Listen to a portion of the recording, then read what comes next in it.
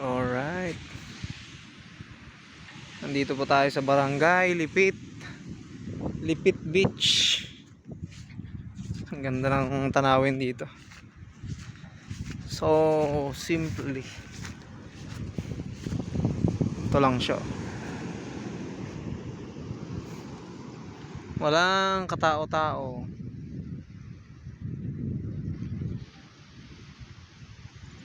Ayun yung baler.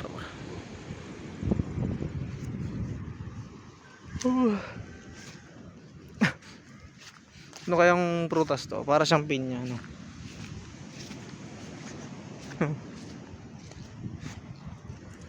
Kaya to.